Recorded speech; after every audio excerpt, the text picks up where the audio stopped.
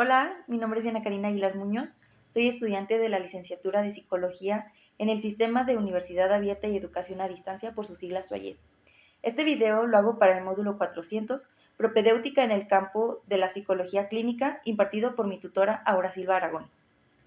Este video está basado en 4 recursos que ha dejado la asesora y pues el punto de este video, del objetivo de este video, es compartir mi reflexión acerca de estos 4 recursos. En general, me parece que los 4 abordan un mismo tema y que la problemática principal de todas las historias y de todo el contexto que se da en estos recursos es más que nada la negligencia profesional dentro del campo de la salud mental. Para iniciar, antes de iniciar a compartir mis reflexiones, quisiera decir o describir cómo voy a abordarlos. Voy a leer un pedazo de las lecturas que más se me quedan a mí grabados de toda la lectura o de todo el video, y posterior a hacer una pequeña reflexión y cómo esto se va entrelazando porque todo está bajo el mismo problema, que es la negligencia profesional.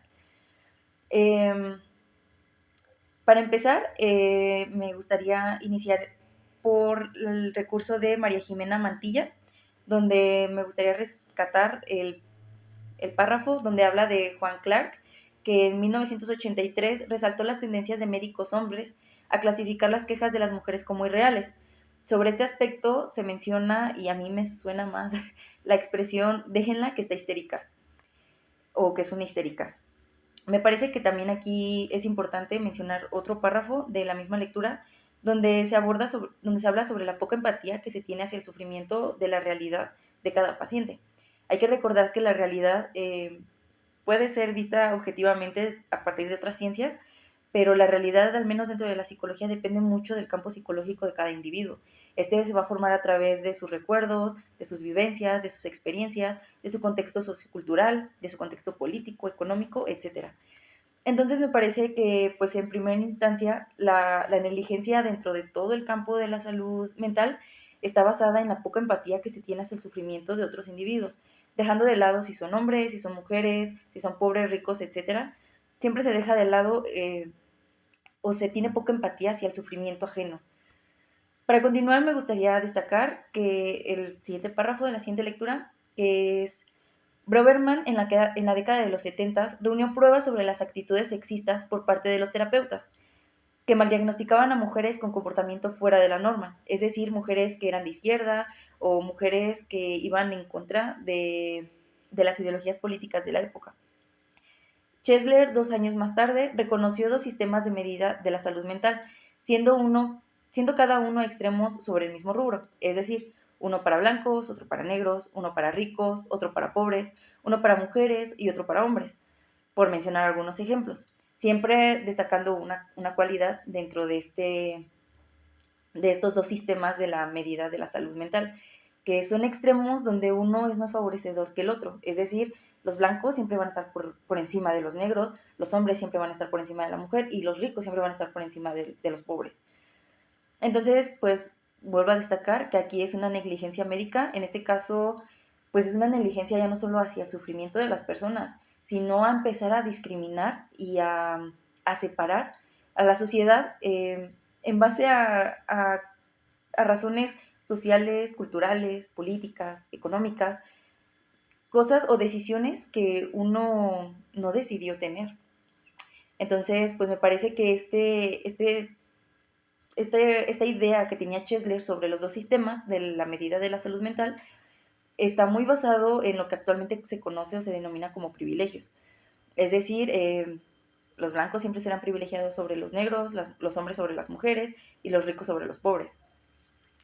Pasando al siguiente recurso, me voy a abordar sobre la conferencia del TED de Marcela Polanco, donde al contar su historia resalta estas injusticias e ineficiencias del sistema. Un sistema que promueve la discriminación, el racismo, la violencia, el machismo, etcétera, por mencionar unos cuantos temas. Tal vez más importante para el área de la salud, que realmente todos estos temas deberían de ser importantes para el área de la salud, pero ya viéndolo un poco más objetivamente dentro de la ciencia, a mí me resalta mucho el miedo y el prejuicio al diagnóstico. Es decir, aquí contaba Marcela Polanco que a Sofía, la niña de la que se trata la historia, eh, en cuanto sus vecinos, familiares supieron sobre los 4 diagnósticos que tenía, empezaron a apartarse de ella, empezaron a excluirla, empezaron a dejar de visitarla, dejaron de frecuentarlas, etc.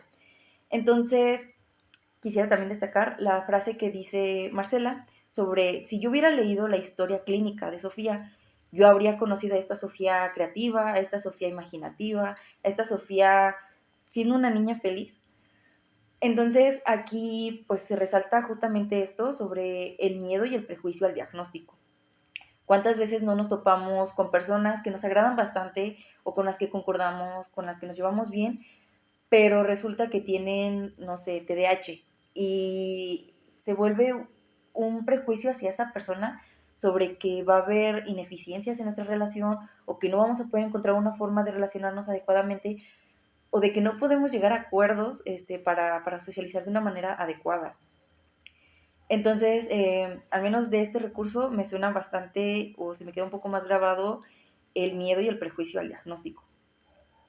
Finalmente, sobre la lectura de María Fernanda Barrera sobre las lesbianas y la terapia, me gustaría destacar esta frase y este fragmento que me parece que es realmente la solución a todo el mal que está en el sistema, que dice, las ideas y la funcionalidad del sistema siempre ha sido con una ideología patriarcal. Hacer una separación respecto del marco oficial para reconocer el mundo psíquico y emocional de las personas constituye un acto de rebeldía y liberación que no es en absoluto un salto al vacío. Esta frase me parece que es muy adecuada, dicho dentro de mis propias palabras. El sistema está marcado con ciertas normas sobre la economía, sobre el género, sobre la educación, sobre eh, el físico, la apariencia física de las personas. Y el hecho de estar viendo todas estas diferencias entre nosotros nos hace crear brechas o nos hace crear esas brechas que nos impiden convivir sanamente, que nos impiden conocer justamente el campo psicológico de cada individuo o el campo emocional de cada persona, que nos hacen, vuelvo al inicio, tener poca empatía hacia los demás. Entonces creo que si nosotros tenemos esa chispa de rebeldía, como lo menciona María Fernanda, estaríamos haciendo una liberación muy grande. Estaríamos liberando a futuras generaciones, a nosotros mismos, a nuestras relaciones. Estaríamos liberando nuestra existencia para tener una convivencia más sana. Y pues definitivamente tener una convivencia sana jamás será algo negativo o algo malo para este mundo, o al menos para mí no lo sería.